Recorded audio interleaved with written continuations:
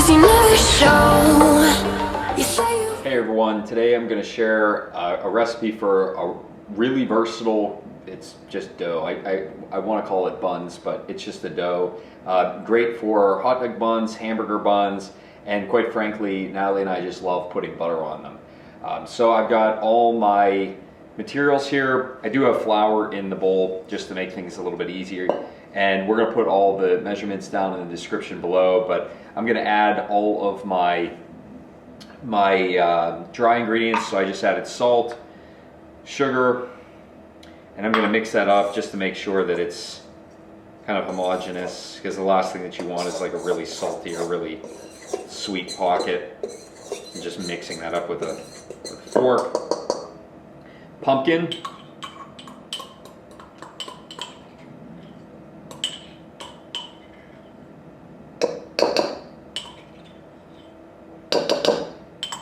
And don't throw your wheat containers away.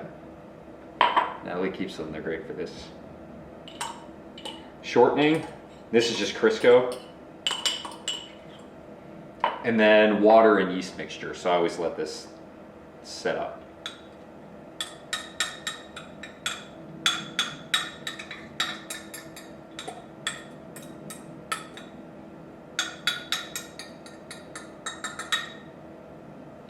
Okay, we're going to take this over to the mixer. So I've got this is a smaller KitchenAid mixer. We just want the dough hook on here. And what we're going to do is we're just going to turn it on low first, just to kind of get things started, because we don't want to turn it on medium or high and then just throw the flour everywhere.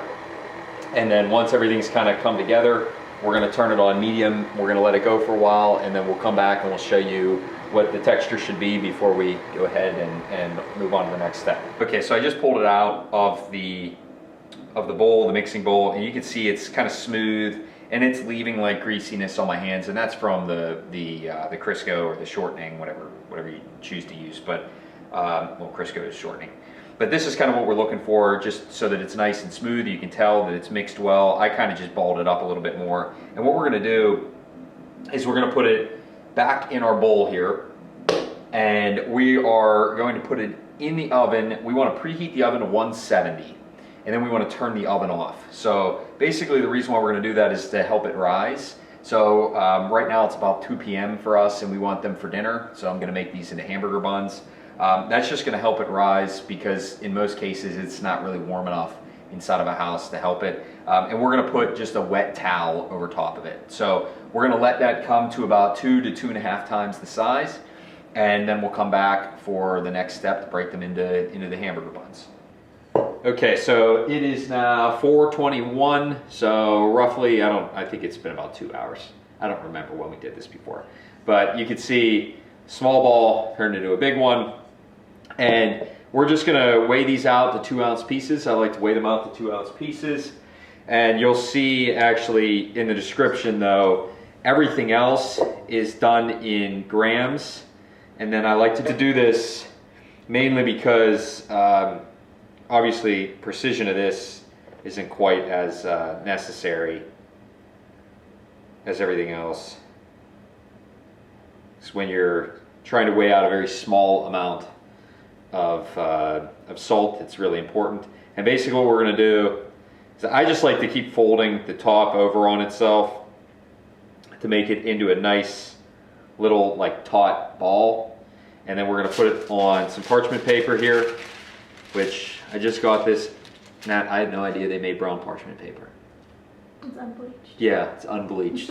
So Natalie thinks it's, I guess, better for you. But this and many of the other recipes, bread recipes, some pastry recipes that we might share, these all come from my family. My grandfather was a master baker, and my family owned a bakery for about 100 years. So a lot of these recipes are in like leather-bound books, handwritten leather-bound books from like the mid 1900s. So let us know what you think. Actually, we won't make you watch this whole thing. So we're going to put all these on. We're going to make about 10 of them. And then we're going to do the exact same thing. We're going to put them Paxton decided we needed some new noise. We're gonna put them back in again. We're gonna heat the oven to 170 or whatever the lowest temperature is that your oven will go. And we're gonna let them proof up again. If you can put something over them, if whatever dish you're putting them in allows you to do that, then definitely go ahead and do that. If not, just get them in there. And what you can do is every once in a while you can, or at the very beginning, you can kind of spray some water on them, just to kind of add some humidity into the air. But we'll leave them go about another hour or so, and then we'll come back and prep them for final baking. Just a pinch off of having exactly what I needed, so I stole a little bit off of each of the bottoms. And I don't know why, but I always lay things out in rows of 3.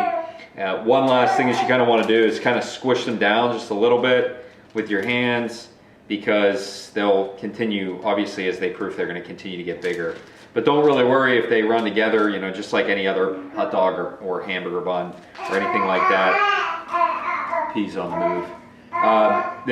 It's going to pop up and it's going to run together. So that's kind of what we're looking for. We kind of wanted to do that anyway. So like I said, we're going to pop these back in the oven, and we're going to come back in about an hour-ish and see what they look like. Okay, so you have to forgive the mess if you can see everything else going on right now. We're cooking so that we can use the buns. So just pulled them out of the oven that was off. So you got to remember, you want to heat it up to 170 both times, turn it off, and then just let these sit. So right now it's about 5:45. These were good about 10-15 minutes ago. Basically what I'm going to do, I've already preheated the oven to 350. I'm going to spray them just with a spray bottle, just with water. Just so that the tops, again, so that we can kind of keep some moisture in the oven so we don't dry everything out. And we're going to bake these for roughly between, just depends on your oven, whether you're throwing a lot of bottom heat or top heat, between 10 and 20 minutes. So we'll let you know exactly how long ours bake for, and we'll show you what the finished product is and kind of see how you know when they're done. Basically, you'll see kind of a golden brown on the top.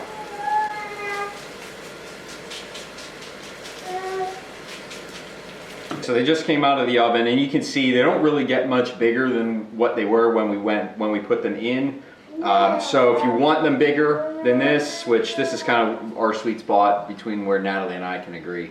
She likes them really small and I like them a little bit bigger, but then you kind of just have to make them a little bit bigger. So these are 2-ounce balls, but they're super duper hot, and I have absolutely no ability to hold anything warm. So we're gonna let these cool down, we'll slice them, and we'll show you what they look like inside. But these are perfect. We're gonna use them tonight for our burgers, which you can see maybe in the back of the stove going. So we'll cut them in a little bit and we'll see what they look like. So we got anxious, and the rest of the dinner's ready. So it's still too hot, I can't hold it. But you can see it's still steaming. But it's like a nice, like, flaky inside, so it's absolutely perfect for us tonight. So I'm gonna make myself a nice old burger. Perfecto. I like everything super spicy, so some jalapenos, some sriracha, some onion, and some pepper jack cheese, and some fresh cut fries. Give these a shot. Let us know what you think, and we'll have to have P.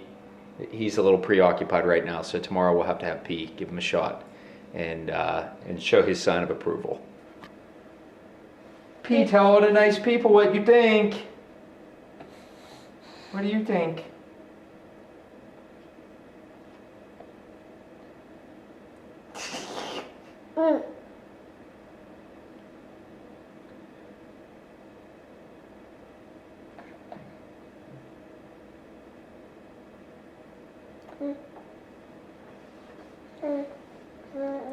Is it yummy?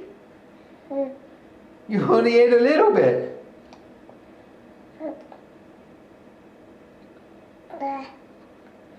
Good job. Do you want to give everybody a thumbs up and wave? Can you wave to the camera? Can you wave? Can you wave?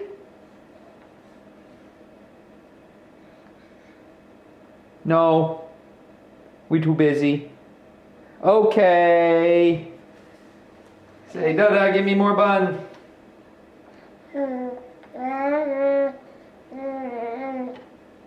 Little We accept.